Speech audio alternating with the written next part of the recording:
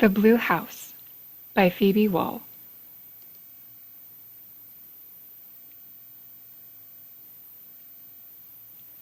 Leo lived with his dad in an old blue house next to a tall fir tree.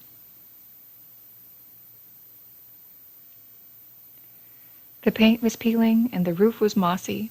There were leaks and creaks, and when the wind blew, the whole thing shook. But it was theirs. Leo loved the blue house in winter, with its hiding places and cozy spaces. When the heater broke, they would bake a pie just to warm up the kitchen. They would dance. Leo loved the blue house in summer, with its garden full of raspberries and tomatoes. He would play in the yard until the sun went down. Lately, there were all kinds of construction going on in the neighborhood. Big new apartments were going up next door and across the road. Leo would watch the backhoes and trucks out of his window. They looked like tiny toys. "I'm worried ours will be next," he heard his dad say on the phone one night. But Leo knew his dad was wrong. The blue house would be theirs forever.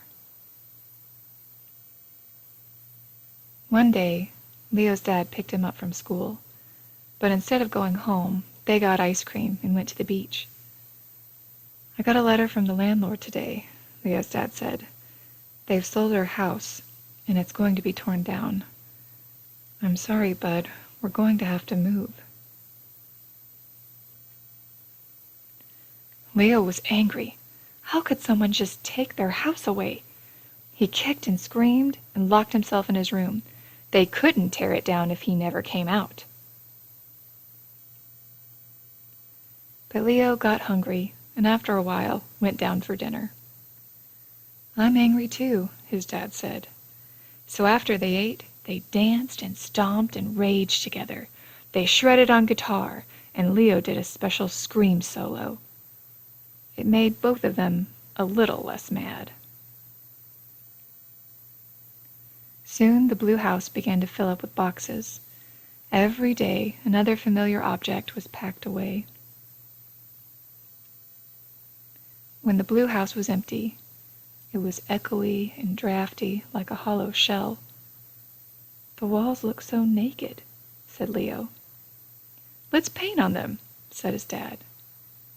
It made both of them a little less sad. The new house felt empty too. It didn't feel like home.